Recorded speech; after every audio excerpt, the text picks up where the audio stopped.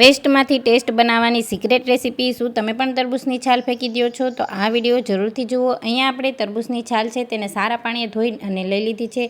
ઉપરનો જે લીલો પાર્ટ છે તેને કાઢી લઈશું અને વ્હાઇટ પાર્ટ છે તેમાંથી આપણે જામ બનાવીને તૈયાર કરવાનો છે।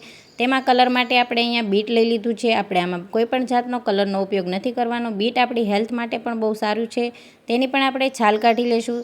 ત્યારબાદ આપણે જે વ્હાઇટ પાર્ટ છે તેના ટુકડા કરી લઈશું અને બીટના પણ ટુકડા કરી લઈશું। પ્રેશર કુકરમાં આપણે અડધો કપ પાણી એડ કરી ઢાંકણ બંધ કરી અને 3 થી 4 વિસલ કરી લઈશું તો સારી રીતે બફાઈ જશે।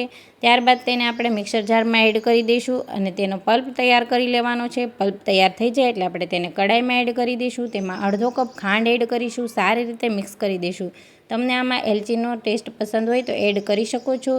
ધીમે ધીમે તેનું ટેક્સચર છે તે ઘાટું થવા લાગશે, જામમાં મળશે અને સરસ મજાનું તૈયાર થઈ જશે। ત્યારબાદ આપણે ગેસની ફ્લેમ બંધ કરી અને તેમાં લીંબુનો રસ એડ કરી દઈશું। તો અહીંયા આપણો જામ છે તે બનીને તૈયાર થઈ ગયો છે। ઠંડુ થઈ જાય એટલે આપણે કોઈ પણ જારમાં એડ કરી અને તેને તમે 10 થી 15 દિવસ સુધી ફ્રીજમાં સ્ટોર કરીને રાખી શકો છો અને તમે બ્રેડ, રોટલી કે પરોઠા સાથે એન્જોય કરી શકો છો। તો આજની મારી આ રેસીપીનો વિડીયો પસંદ આવ્યો હોય તો લાઇક, ફોલો કરવાનું નહીં ભૂલતા।